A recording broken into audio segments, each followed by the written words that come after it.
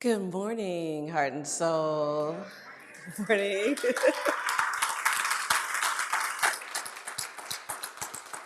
Happy Mother's Day to you. I am Reverend Sonia Russell. I am born of Paulette, who was born of Geraldine, who was born of Annie Mae, who was born of Cornelius. And I am grateful to be here coming from a long line of beautiful and powerful women.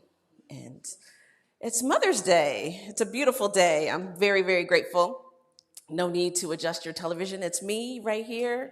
I am so grateful to Reverend Dr. Andriette and her trust and her grace and the opportunity I have to be here presenting before you.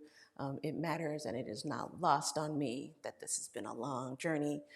I graduated officially ministerial school last year. Yes, yay. And continue to do the work, continue to show up, continue. It's not over. Like it's still like the nonstop sort of learning and growing, and all of those things are underway, and I'm just grateful. I'm grateful. So I want to make sure, though, that I start with an acknowledgement about Mother's Day. I love Mother's Day. I have a beautiful, loving relationship with my mother. She helps make my life possible, and I'm grateful for that. And Mother's Day is not easy for everybody, right? Like, we're complicated. Human beings in general are super complicated. Life is kind of complicated. People are peoply, even mothers, right? And so I know that not everybody has what feels like a positive and loving relationship with their mother. Not everybody feels like they were nurtured and supported by their mother. And I just want to make space for that, right? Like, that's okay too, right? Like, we're still here. And no matter the relationship, every single person, no matter who you are, no matter where you are, was born of a mother, right? Like, whatever relationship you have with her presently, the gratitude for the fact that you were absolutely here on the planet drawing breath, there's an opportunity to give thanks to a mother, right? And so we want to make sure that we stand in that, and then acknowledge that, woo, child, it can be a lot, right? Relationships can be a lot. Mothers can be a lot. There's all the things. I know I'm a lot. I'm a mother, and I know my daughter would say that I'm a lot, right? So I just want to make sure that we just lean into making some space for that. And I really want to talk about, as a mother, expectancy, right? And that's kind of where we're going to lean a little bit today, is expectancy, because it's an expectant mother, right? There's a whole term for it. There's something that we are expecting to be birthing, right? And that's happening for everybody, not just mothers. I don't want the fellas to get lost in this idea, right? We're all birthing something. And spoiler alert, it's our lives, right? Like, our lives. And now this is our great opportunity to mother ourselves, to have a nurturing, supportive, loving relationship with ourselves and with our own lives, right? And so I actually want to start with a little bit of history of Mother's Day, because I know that most of the time growing up, believed that Mother's Day was just an invention of Hallmark, right? Like, it seems like another one of those things that they were commercializing and capitalizing on. But it actually started, the Greeks and the Romans used to have a Mothering Sunday that they used to do that was very Christian based. But before the Civil War, Anne Reeves Jarvis of West Virginia, she started Mother's Day work clubs to teach local women how to properly care for their children. Like, that's the village right there, right? Like, somebody came forward and was like, oh, we need some support. Like, I don't know what I'm doing out here, but I could use some support, right? And so let's come together and let's figure out how to make this thing happen, right? And in that, she organized a Mother's Friendship Day that was part of the Union and Confederate soldiers to promote reconciliation, right? So that's mothers doing healing work, right? Coming together, unifying people, bringing them together. And then another woman in 1870, a woman named Julia Ward Howe, wrote the Mother's Day Proclamation. And it was a call to action that asked mothers to unite in promoting world peace, right? So again, asking mothers to step into this knowing, this opportunity to bring people together, right? To nurture relationships.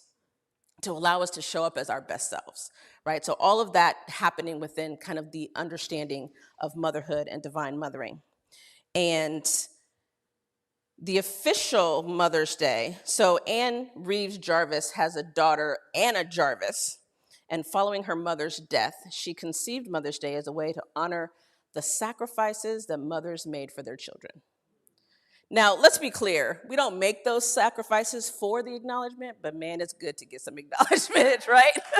That's not the reason we're doing it, but it matters to have that presence. And so for her, it was a way of honoring her mother for all of the things that she had done and all the things that mothers in general do in the world. And then it was in 1914 when President Woodrow Wilson proclaimed second Sundays as Mother's Day. It was the official proclamation.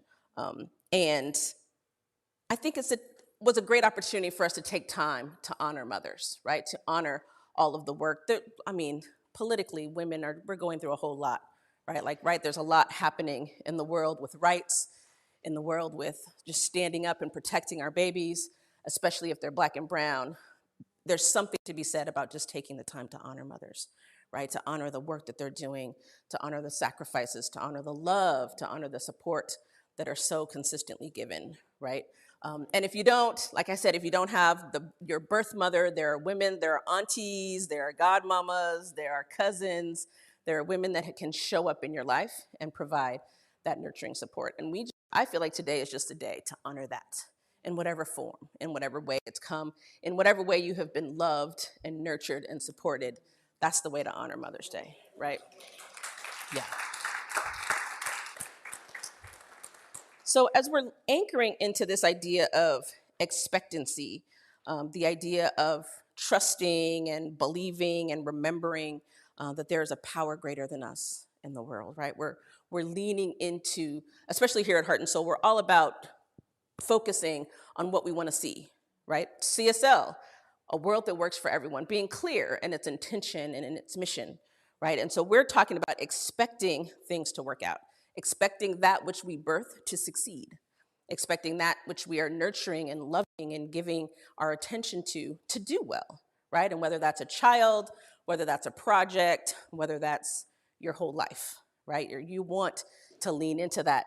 The practitioners for our theme for our focus prayer, principles and practice, the theme is expectancy. And that affirmation, I fill my thought with the idea of faith, the expectancy of good and the realization of plenty is real, right? Like, who doesn't want to expect the great, right? We expect miracles, right? We expect our lives to show up fully and magnificently, but there's some work that goes into that, right? Motherhood, we're expecting this beautiful birth and we're so excited about it, and there was a lot of work. Like, pregnancy was not my favorite thing. I'm just gonna be honest about that. But the birth of my child is the best thing that's ever happened in my whole life, right? And so there's something about expecting, getting through what seems like could be a mess or could be chaos, and being in the expectancy of what you want, the dream, right? Like that goal, that bigger purpose. And so I want to tag way back. We've been using this James Baldwin quote for a long time. And I feel like it really helps us lean into this idea that any real change implies the breakup of the world as one has always known it, the loss of all that gave one identity, and the end of safety, right? I was well into my life when I gave birth. I fully orbed as far as I was concerned, right? Like, I was doing the thing, and then giving birth absolutely blew up my whole life. It just blew everything that I was planning, everything that I was doing was completely changed at that point. And I'm grateful for that, right? I look back and it was fantastic. Now, well, that's not true. When I was there, it was a mess. When I was there, it was a mess. When I look back on it, I realize all of the things that it was coming to teach me, right? All of the growth that was coming out of my life, all of the transformation that I was leaning into. And when I became a mother, I had to go and apologize to all my friends because I knew everything about mothering until I became a mother. And then I realized that I didn't know nothing at all. I didn't have a clue. I needed to have stayed in my lane. Like all of the things were there. And quite frankly, now I'm not sure how much more I really know. Although what I do know is that I have a deep intention, right? Like I have a deep expectancy of success, of my daughter's success, of the success of our lives, and the success of the community, right? The people I associate myself with, the people that I love and care for. There's an expectation of success. And I feel like I'm part of that birth, right? I'm part of that nurturing. I'm part of that birth team, as it were, right? To make the whole thing happen. Um, and like I was saying, this is an opportunity to mother our own lives, right? Especially if we had a hard time coming up, especially if there's relationships that are fractured with our mothers. This is a time for us to nurture ourselves. Give ourselves the love we didn't have, right? Give ourselves the attention that we needed, right? And that's everybody's opportunity, right? You don't have to be a mother. You don't ever have to have given birth for that to be true, right? This is what you get to lean into.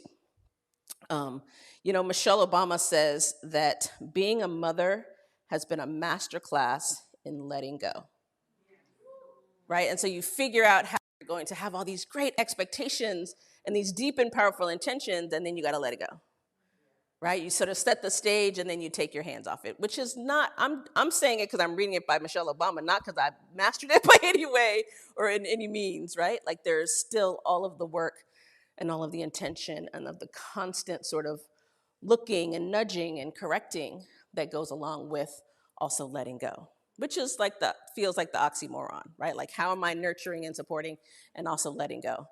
I don't know, let's see. Because I'm still working on it myself, right? I'm still working on the intention myself. So, Ernest Holmes says that within us is the unborn possibility of limitless experience. Ours is the privilege of giving birth to it. So it's a privilege to spend time nurturing our lives, to spend time figuring out what we want and how we want it to be and how we intend for it to unfold, right? But we've got to put the parameters. We've got to build it. We've got to set intentions. I remember a few years ago, I set some intentions. I don't even remember what they were at this point, but I was all in I'm not doing resolutions no more. I'm going to do an intention because resolutions don't work. And I was trying to ground myself in that. And I set these intentions and I made my little list. And not a single thing happened by the end of that year. Like I failed every single thing I had written down. Like none of it worked out. And then I looked back and it was because I didn't do nothing about it, right? Like I wrote a list. That was all I did. Right? Like I didn't spend any time nurturing, right? I did the list, That should have been enough for my whole life to just unfold. And y'all know that's not right, right? Like I feel like everybody in here is of an age to know that don't really work like that, right? Like there has to be, like the need to nurture is real, right? Like the need to spend time clarifying the vision or massaging the vision or being open to the possibilities, possibility consciousness building, being open to coincidence, right? That's God's way of staying anonymous, right? It's coincidence, right? Things just open up to you. And all of those things have to be present with the thing in mind. So it's not just that we create this thing and then we just leave it and expect that it's going to manifest, right? One of the things we're doing as part of our leadership at Heart and Soul is that we did a great retreat and visioning at the start of the year. And now every month we have a session time where we revisit that vision, where we check in about it. We spend time nurturing it, loving it, talking about it, putting some, our focus on it so that it can actually grow, that it can actually manifest, it can actually come to be, right? Just like planting a seed. It'll grow, something will grow, sure. But is it going to be the thing you wanted? Is it going to be the thing you expected? Is it going to be the beautiful flower or the beautiful lush green plant that you were expecting without the attention, right? Without the water, without the sunlight, without making sure, no weeds are growing in there, right? Like just making sure that you're tending to it. And that's what we have to do with our lives. We have to tend to it, right? We have to make sure that we're being present to it. And we have to kind of treat it like a newborn, right? Any of those things. Like there has to be that extra loving care, right? You have to baby-proof stuff. You have to like make sure that it's gonna make it, right? And then again, you have to take your hands off it, right? Like it's an interesting dichotomy to be working in this life, right? To be working at trusting, like that deep, profound, both feet grounded trust. But I'm gonna take my hands off it so that that trust can unfold in perfect ways. That trust can manifest itself in perfect ways. Um, and then we think about birth of whatever the thing is, right? As you know, Rev's been talking about this inciting incident, right, in our path forward. At this incident, this birth, this idea of a project or a purpose that you're being called into is the incident. And then we get to decide which direction we're going to go. We get to decide, are we going to be victimized by it, like just woe out and just can't work it out, right? There's a whole part of the first few probably weeks of motherhood for me that I was just woe out. Thank God for my own mother, because I was woe out by this little person who suddenly needed all my attention, right? But then there was the opportunity to really actually respond and to lean into what was my intention, right? Like, what do I want to see? What do I hope is going to be the biggest vision for her? I know that my vision was to make sure that I pass down as little baggage as possible, right? Like, how can I make sure that I get my life together so that she can live her best life, right? She can lean into that best life. But that's all the planning, that's all the working, that's all the nurturing, not only of her, but of myself, of my own life, right? Regardless of what else is happening, I've got to spend the time doing that nurturing. We need mothers clubs, right? Like Anna Jarvis was saying, that's what the communities are for. Like, I lean heavily on my village. I got the village of folks from when my daughter was in preschool, and then I got the elementary school group. I got the folks that I was close to since high school, and all of them are designed to support that nurturing, that loving, that living not only my best life, but the best life of those things that I'm trying to grow, right? Of those ideas, those projects, those people that I'm trying to grow. And so we know that birth is just the beginning on the adventure in faith, right? Because that's really what it is. We know that it is an adventure in faith, and we are trusting beyond trusting, beyond trusting that things are going to unfold in that perfect order. And there's the divine opportunity to lean into that best life, to lean into what we know, to lean into all of the practices and the ideas that we have about it. And then we get to the point where I'm like, but how? Right? Like, I have all these big ideas and I have all these clear intentions, but how am I going to make it work? Life's really hard, right? And so I'm like, I'm trying to deal with me, and then I'm trying to deal with my business, and then I try to build relationships and my daughter and my church community and all of the things, right? So how? Like, what's the way, right? We feel like trusting, right? Trusting divine guidance is one of the ways. Coming to church and being in community is one of the ways. I know that being about your spiritual practice is one of the ways. We are currently reading Guidance for a Spiritual Journey by Dr. Daniel Lee Morgan. Yes, and he is bad. He is a bad mamma jamma, I'm gonna say. From today's reading, he is talking about the blueprint for progress is very much like a recipe for successful service, right? We have to be zealous, be wise, be faithful, be strong, be fervent, be winning, be fearless, right? Like, we have to be willing to lean into our lives, right? And be about it. Like, this, yes, this is what I'm doing, right? Oh, but then also I'm taking my hands off it so that God can make sure that it's unfolding in perfect order. But in that, there's the expectancy. We have to expect that God's gonna, it's not we taking our hands off it and just wonder what's gonna happen. We take our hands off it knowing, trusting, believing that God is helping us, right, unfold it, is helping us nurture and support it. And so Dr. Dan, a couple days ago on May 12th, was talking about a recipe for a full life. And it was so good to me that I was like, oh, this is part of that how, right? This is part of how we get to. Most of us want and need at least a successful job or career, and I'm gonna put like a little asterisk on that. Let's say successful purpose, right? A successful calling in life, right?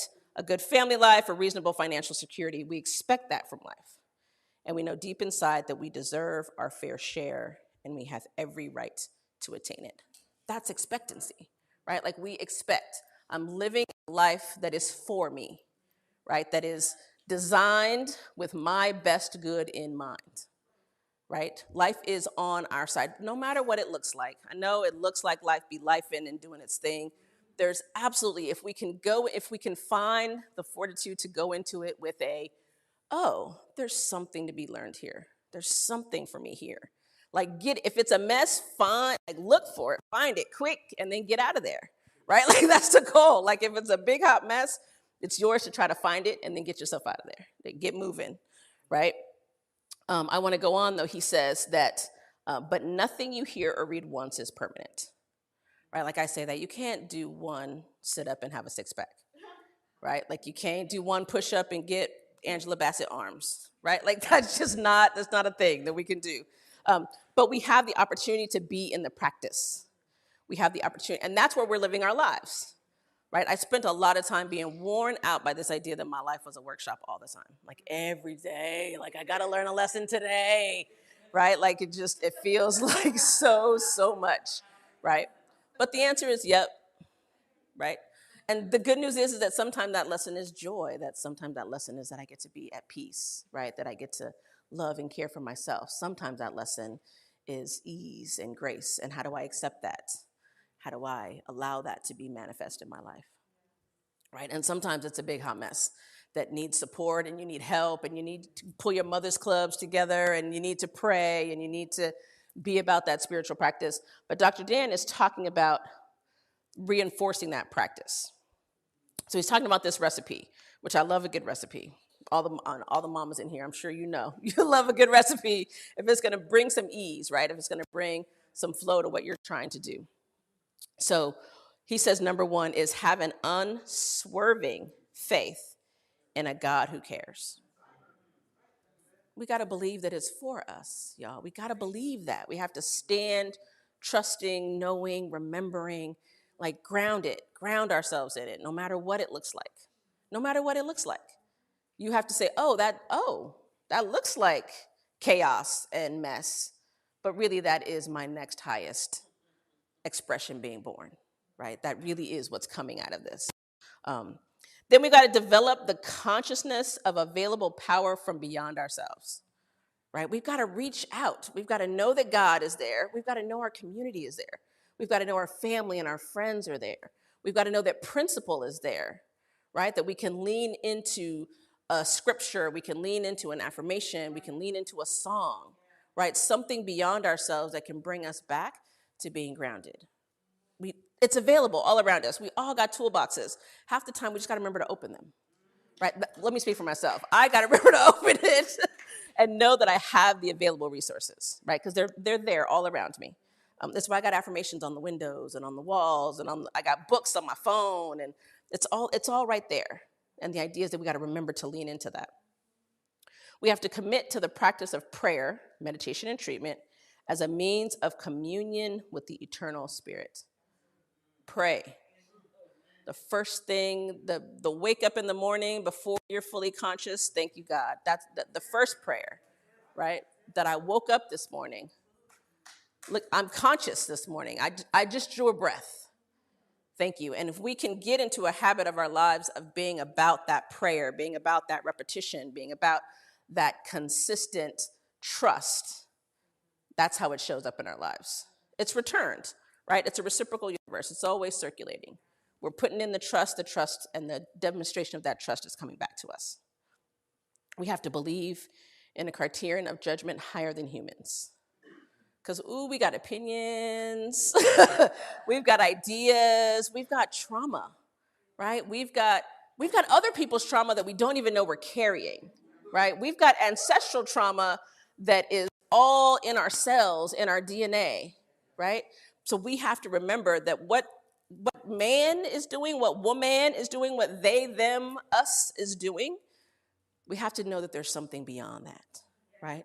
That there has a higher vision of that there's a bigger picture, that is for our good, right? And that humans, are not the ones who get to decide, right? Because in Sonya's little world, there's a whole lot of stuff that probably wouldn't be happening that I know for sure wouldn't be the best benefit for everybody, right? Because for at the end of the day, we're all kind of looking out for ourselves, not necessarily maliciously, but that's where we are, right? That's what we have the capacity to do.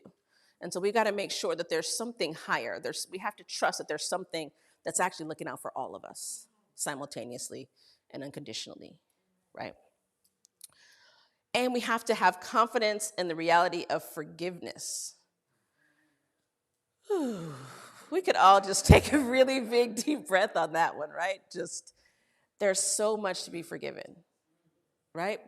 And it all starts with ourselves. I know it starts with me. Whatever thing I didn't succeed at, whatever intention I set that I didn't make, whatever idea I had that didn't work out, whatever thing I thought I was doing that was nurturing that turned out to not be helpful at all, right? All of those things. And then I got to forgive all the people who were doing the same thing, right? We're just trying to live our lives, right? It's a big undertaking for us to all be out here walking and talking and moving and grooving in a life, right? We're all raised in these silos in our homes or unhoused, however we're raised. And then we all put ourselves together and expect us to get along, right? We don't always have the resources or the instructions or the recipe, and we're all just put together and thinking, it'll work out, right? Living in a diverse community is hard, right? It's hard work, but it's worthy work, right? It's work that will expand our lives. It's work that's innovative and creative, bringing people together from different cultures and different ideas, right? It's what changes the world. And so we have to be able to get past all of the things that we perceive as our toes being stepped on, all of those things we perceive as the microaggressions. Now, some of the microaggressions are real, don't get me wrong, right? But those still need to be forgiven too, right? Like that's what we're working towards, right? And then we have to have total faith is the internal significance of life as headed toward a purposeful goal. We have to expect that the goodness of the infinite is for us, right? And that we're headed towards it, every single one of us, no matter what it looks like. We're each headed towards that perfect, purposeful goal. And our good looks good on some days, and it looks like a mess on other days, and all of that is okay, and we're still headed for us. We're still headed for it. We're still expecting it to work out in our favor. We're expecting life to work out in our favor. And it's beautiful when it does, right? It's beautiful when we get a praise report about how amazing things are unfolding. We spend so much time focused on the things that aren't working out, right? The little nitty-gritty details, the things we pretend that we're not complaining because we say it as a joke. It's still a complaint, right? it's still a complaint, right? But we're trying to lean into that, right? We're trying to put that down so that we can see the beauty and the power and the joy that's being manifested in front of us all the time. And we're expecting that. We remember that it always works out in the end. And if it hasn't worked out, it's not the end, right? We're always leaning into that. We're always leaning into that. W.E.B. Du Bois, in today's reading from Dr. Dan, says, believe in life. Always human beings, we live in progress to greater, broader, and fuller life. This is our opportunity to be faithful. This is our opportunity to expect that the goodness of God is right at hand, like right here, like closer than our very breath is what we say, right? It's right here. We can expect great things of ourselves, of each other, of this life.